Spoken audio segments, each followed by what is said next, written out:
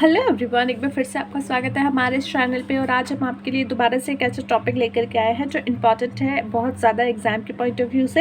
एक क्वेश्चन इस पे आपका आराम से बन सकता है, या तो शॉर्ट नोट बन सकता है या फिर एक लॉन्ग फेच क्वेश्चन में इसका छोटा सा पार्ट इंक्लूड करके पूछा जा सकता है। तो आज का जो टॉपिक है हमारा वो है करियर प्लानिंग प्रोसेस से लेकर के, कि करियर की जब प्लानिंग की जाती है उसका क्या प्रोसेस होता है, कौन कौन से स्टेप्स उसमें इन्वॉल्व होते हैं, उसके बारे में आज हम जानेंगे। वीडियो को शुरू करें उससे पहले एक और आपको जो है हम जानकारी दे दें कि हमने एक न्यू वेबसाइट क्रिएट कर ली है जो कि है commercetoppers.com। commercetoppers.com। तो वहाँ पे जो है हम जितने भी नोट्स हमने यूज़ किए हैं वो सारे के सारे अपलोड कर देंगे, तो आप वहाँ जा करके वो सारे नोट्स जो हैं देख सकते हैं और उसको जो है अपना यूज़ कर सकते हैं।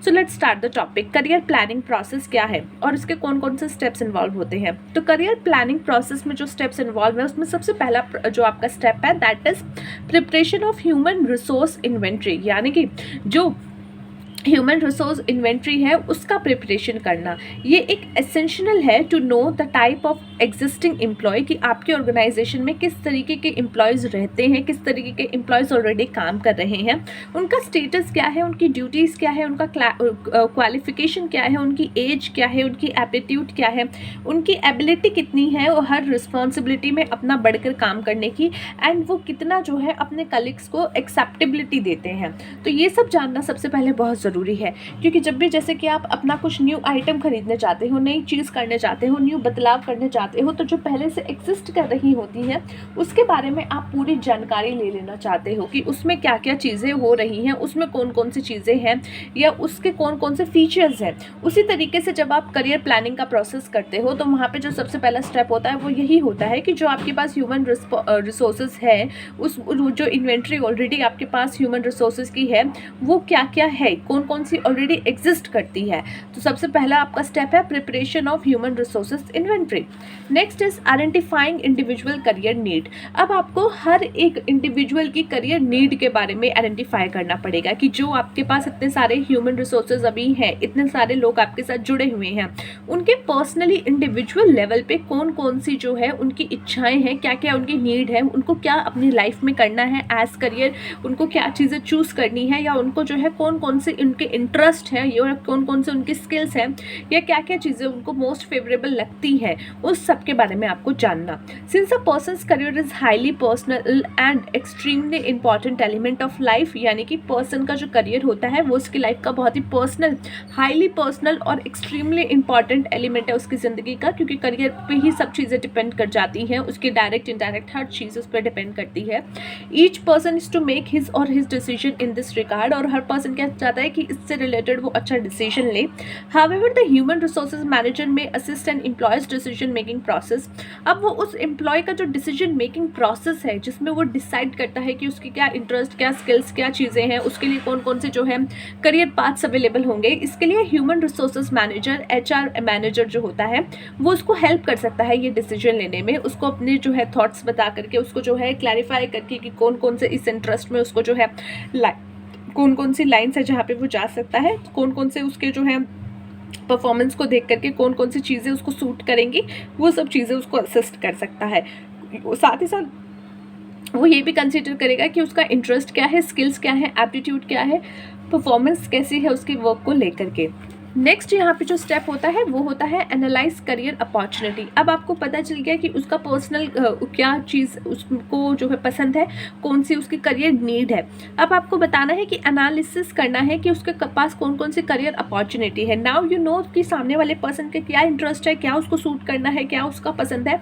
अब उससे रिलेटेड उसके पास कौन कौन सी करियर अपॉर्चुनिटी है। लाइक अगर मुझे अकाउंटिंग बहुत पसंद है, या फिर मुझे अकाउंट्स में जो है काम करना बहुत पसंद है, फाइनेंस का काम बहुत पसंद है, तो फिर जो है मुझे बताया जाएगा कि आप फाइनेंस में जा सकते हो, आप जो है अपना एक तरीके से इन्वेस्टमेंट बैंकिंग में जा सकते हो, या अलग अलग जो करियर पाथ्स अवेलेबल होंगे उसमें आप जा सकते हो। उस चीज़ों को एनालाइज करना कि कौन कौन सी अपॉर्चुनिटी अवेलेबल है according to your interest, according to your needs.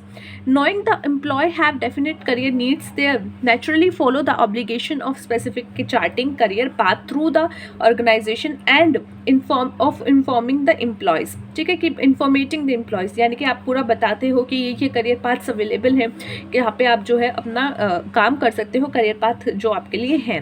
For identifying the career paths, the techniques of job analysis may help in discovering multiple lines of advancement to solve jobs in different area. ये चीज़ें identify करने के लिए career path की, तो आप क्या कर सकते हो, जॉब एनालिसिस का टेक्निक यूज़ कर सकते हो.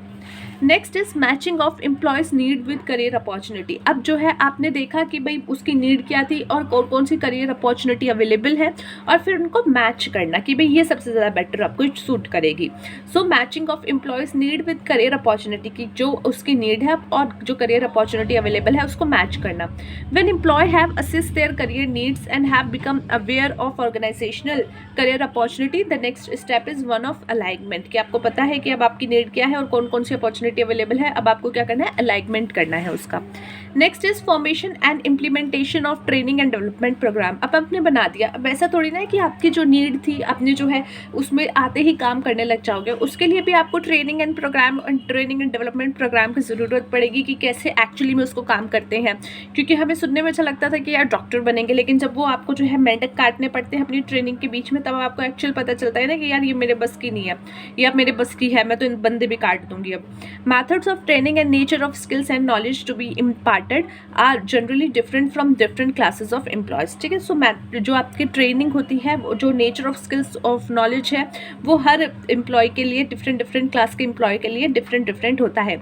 जो ट्रेनिंग एंड डेवलपमेंट आप एक मैनेजर की पोस्ट पे आए हुए व्यक्ति को दोगे फाइनेंस में, वो अलग होगी किससे, आपकी मार्केटिंग डिपार्टमेंट में आए हुए व्यक्ति से. क्योंकि उसका कॉन्सेप्ट अलग है, उसके पाथ अलग है, उसकी नीड्स अलग है, उसकी जॉब प्रोफाइल के लिए जो स्किल्स चाहिए वो अलग है, एंड यहाँ पे जो स्किल्स चाहिए वो अलग है.